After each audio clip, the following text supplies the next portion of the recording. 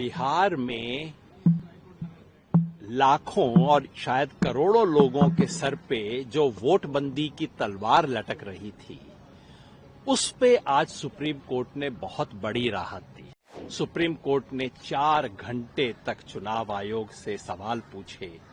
सीधा सवाल पूछा कि भाई, जब आपके अपने रूल में आपने आधार कार्ड का जिक्र किया है, तो आप आधार कार्ड को मानने से इंकार कैसे कर सकते हो? जो सवाल हम जैसे लोग पूछ रहे थे और जिनका जवाब देने से चुनाव आयोग पिछले 3 हफ्ते से कतरा रहा था, बच रहा था, तमाम किस्म की झूठी बातें कह रहा था, आज सुप्रीम कोर्ट में उसका जवाब देना पड़ा। सुप्रीम कोर्ट ने कहा है कि हमारे विचार से प्राथमिक दृष्टि में न्यायिक संगत यही होगा कि आप आधार कार्ड को स्वीकार कीजिए, अपने एपिक कार्ड को स्वीकार कीजिए, राशन कार्ड को स्वीकार कीजिए। अब ओनस चुनाव आयोग पे है। अब चुनाव आयोग को बताना होगा कि भाई, आधार कार्ड क्यों नहीं स्वीकार करें, राशन कार्ड क्यों नहीं स्वीकार करें, अपना ही एपिक कार्ड क्यों नहीं स्वीकार करें।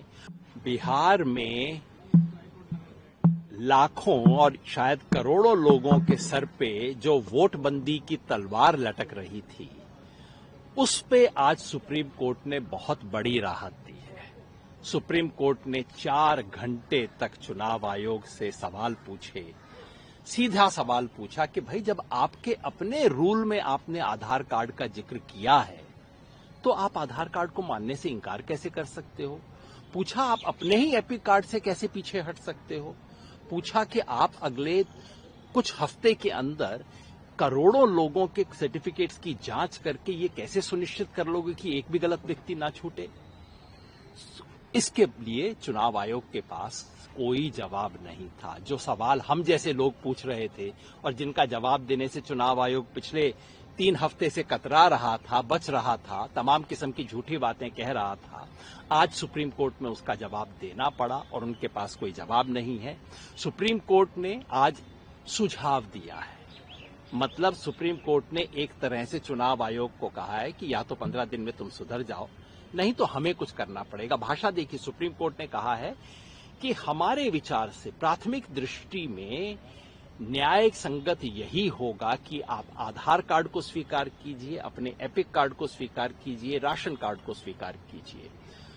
और अगर आप नहीं करना चाहते हैं तो आप कारण बताइए कि आप क्यों नहीं करना चाहते हैं। मैं समझता हूं ये बहुत बड़ी जीत है उन लोगों के लिए जिन्होंने बार बार कहा था कि वोटबंदी का खतरा है। ये खतरा भी टला नहीं है, फिर आगे 28 तारीख को देखेंगे। लेकिन एक पहले कदम के रूप में मैं सुप्रीम कोर्ट को सलाम करना चाहता हूं कि इस देश में जो वोटर डिसएनफ्रेंचाइजमेंट का खतरा था, यूनिवर्सल एडल्ट फ्रेंचाइज को कुतरने की जो कोशिश थी, उसको सुप्रीम कोर्ट ने रोका है। मैं उसको सलाम करता हूं। सर, बोला है इलेक्शन कमीशन ने कि वो पूरे देश में ये चल रहा है, सिर्फ बिहार ही नहीं, पूरे देश के लिए चल रहा है। हाँ, तो इसमें कोई नई बात क्या है? इलेक्शन कमीशन के ऑर्डर में बिल्कुल स्पष्ट रूप से लिखा ही हुआ था कि ये पूरे देश की एक्सरसाइज है जिसे हम बिहार में शुरू कर रहे हैं। हम सबने पूछा कि इसकी शुरुआत आप बिहार में क्यों कर रहे हो, इतने थोड़े से समय में क्यों कर रहे हो? जस्टिस बागची ने कहा कि भाई, अगर आपको ये सब करना है तो इसे बिहार चुनाव के साथ क्यों जोड़ रहे हो? आप अलग से कर लो, इसमें इतना समय लगता है। और चुनाव आयोग के पास किसी भी सीधे कड़े सवाल का कोई जवाब नहीं था। ये आप सब लोगों ने देखा होगा। और मैं समझता हूं कि अब ओनस चुनाव आयोग पे है। अब चुनाव आयोग को बताना होगा कि भाई, आधार कार्ड क्यों नहीं स्वीकार करें, राशन कार्ड क्यों नहीं स्वीकार करें, अपना ही एपिक कार्ड क्यों नहीं स्वीकार करें, और ये कैसे सुनिश्चित करें कि जो लोग ऑलरेडी वोटर लिस्ट में थे उनमें से एक भी व्यक्ति बाहर न जाए। जस्टिस बागची ने बार बार कहा कि अगर एक भी व्यक्ति बाहर रहता है तो आपको उसको सुनवाई करनी होगी, उसको चिट्ठी देनी होगी, आपको पूरा करना होगा। ये सारा काम आप कैसे कर सकते हो? तो उस लिहाज से मैं समझता हूं कि ये पूरे देश के सामने जो तलवार लटकी हुई है, उस पे सुप्रीम कोर्ट ने आज एक तरह से पहली ब्रेक लगा दी है। अभी गाड़ी मुड़ी नहीं है, उसके लिए 28 तारीख का इंतजार करना पड़ेगा।